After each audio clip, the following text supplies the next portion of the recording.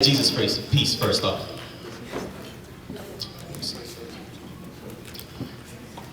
I don't know how to start this, but I am calling out to you. So I'm just gonna ask that you help me.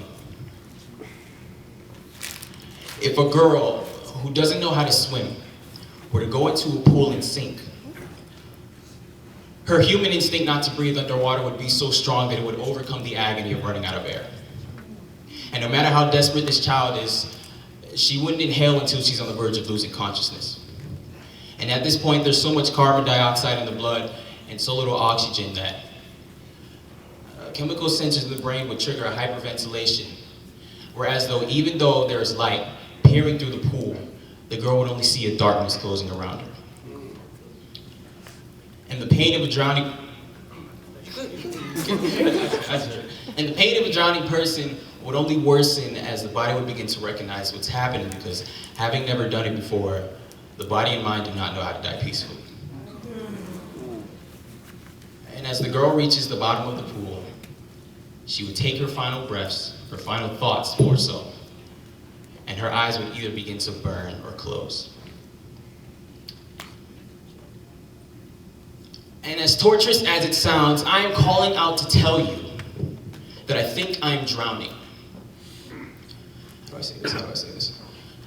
When you are raised an Adventist, a lot of the things you hear have a way of repeating themselves. What you see has a way of contradicting itself. What you feel has a way of numbing itself, and what you believe has a way of counteracting itself. But there's no problem, because all these conflicts mix into an erroneous harmony like a tank of pool water that you're not supposed to drink. And I am calling out to tell you that I think I am drowning. And for a second there, I was holding my breath, not yet recognizing that I was supposed to be flexible in the palm of what seems like a religiously iron fist. A strict and confined society where we are told to trust in you, stay away from pork, go out into a world and preach your words to the same people who are going to kill us pretty soon, because who are going to kill us pretty soon because the world is ending, and the only way to survive is to listen to your voice. But lately, the only voice I can hear is my own. I've spent so much time trying to be in tune with your followers that I have come out of tune with you, and now that I go here in particular, it seems that spending time with you has lately caused me to go farther from you, because too many times have I been finding myself kneeling at the base of my beds as if they are altars, thrown into my own intercessory prayer, screaming, Father, my God, why hast thou confused me? When did you change your Sabbath day to every Thursday morning at 10 a.m.? Why is it that I am chastised by going on a 10-year synagogue on this artificial day of rest? The fourth commandment conflicts with the second, because now I'm judged if I don't worship the God of mercy. I am punished if I don't worship the God of understanding. And the only way to atone for my wrongs is through crisp green paper. He who is without sin casts the first fine.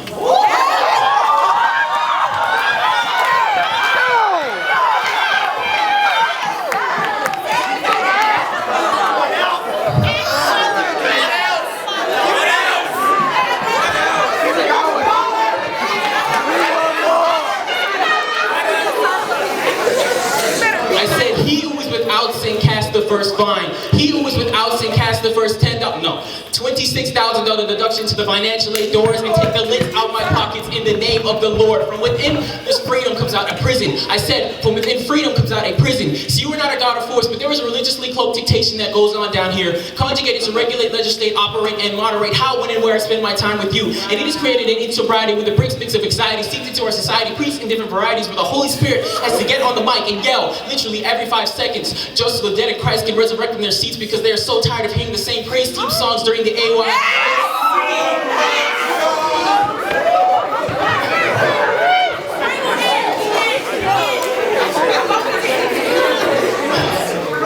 Because they're so tired of hearing the same praise team songs during the AY and the songs of the remnant on the following Thursday. Get this. Lo, this is our God. We have put up posters for him around campus and made it mandatory to see him. I'm beginning to think that religion is only for those who want more zeros on their paychecks. I'm beginning to think that faith is only for those with bows and arrows and no sword. This armor of God has reduced to tinfoil, and as light as it is, it's still making me sink. There is so much animosity in my blood and so little oxygen that I'm beginning to hallucinate. I'm beginning to see why certain members only go to church when certain choirs sing. I'm beginning to see why 40% of freshmen... Y'all messing me up, I'm sorry. I just did this, lady.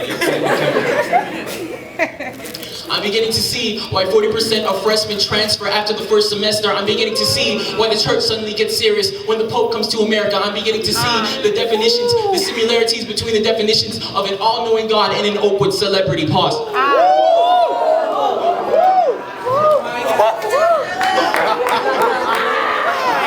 You're an alien? Wow. Let's go to the Walmart down the street and see if someone actually knows what that is. Hold up. You're on the basket.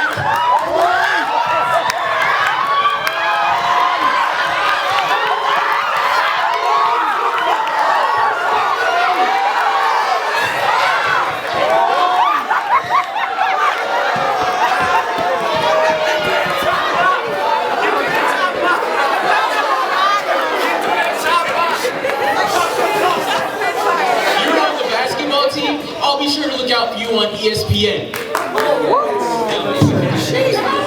I'll be sure to look out for you on ESPN. Hold up, you guys are Mr. and Mrs. Oakwood? What the hell does that mean? Oh wait!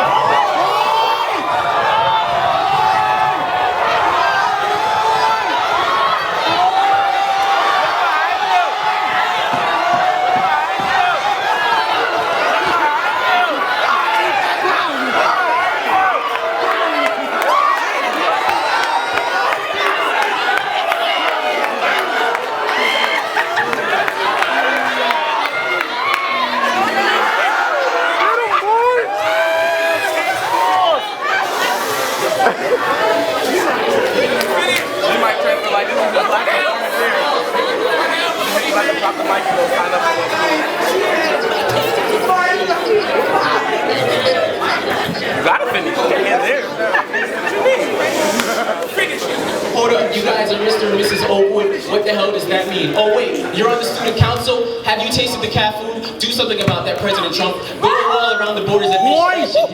Build a wall around the borders of the administration's hypocrisy, Jericho, and I would continue to throw shots, but that's about all they have here. So, I cannot breathe. Back to the poem. I cannot breathe.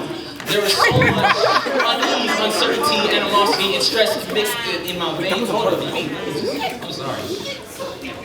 There is so much unease, uncertainty, animosity, and stress in my mixed with the grape juice from community that this living liquid has mimicked and twisted the cynical, critical, biblical interest and addictively infected a cryptid infection, the eclectic supernova vortexes in my complexion that operate only to pierce acrimonies with divine patrimony and my spiritual matrimony to the point where there's a divorce in the course of the source of the fourth commandment, like Moses watched God write them on stone with some kind of washable expo marker. Sometimes the truth don't rhyme. I have become stoned. 420 out of 144,000 followers cannot find the light in the midst of this purple haze. I hyperventilate and suffocate while chlorine and carbonate circulates through my eminent veins and systematic blood space to the point where, as though, even though you are still on top, peering light through this blurred denomination, all I can see is the very people I go to church with closing around me. No wonder when I stepped into this pool, it was cold.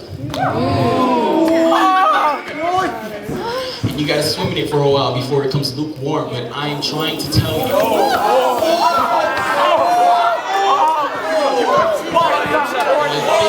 I am drowning. What else? And one of these days I'm supposed to die for you. Well, I'll tell you right now that pigs don't just walk into a slaughterhouse.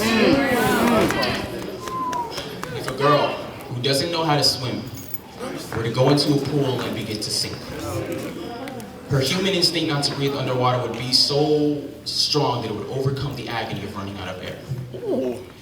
And no matter how desperate this child is, she wouldn't inhale until she's on the verge of losing consciousness. At this point, there's so much carbon dioxide in the blood and so little oxygen that it would trigger a hyperventilation, whereas though, even if there is light on top of the pool, peering through the water, the girl would only see darkness closing around her. And the pain of a drowning person would only worsen as the body would begin to recognize what's happening, because having never done it before, the mind and body do not know how to die peacefully. And as the girl reaches the bottom of the pool, she would take her final thoughts, and her eyes would either begin to burn or close. And if already closed, chemical sensors in the brain would trigger a muscle spasm that would raise whatever hand she's most accustomed to in one last attempt at survival. Wow. Now, all I'm saying is that when Daniel prayed 3 times a day, he was not stripped of a blessing if he didn't put his ID number on one of those prayers. Oh my God. And we live, this institution has this enclosed society that teaches us to get our houses together and to be ready, because soon the world is going to do the same thing that they've been doing to us for years. And if I were to put "Thus saith the Lord" at the end of this poem, they'd probably find themselves a new God. Oh my gosh! But somewhere outside of these mandatory chapels and this worship credit system, I once read that you can walk on water. So I just ask that you see my hands. I am calling out to tell you that I think I am drowning, but I have not drowned yet. Hey!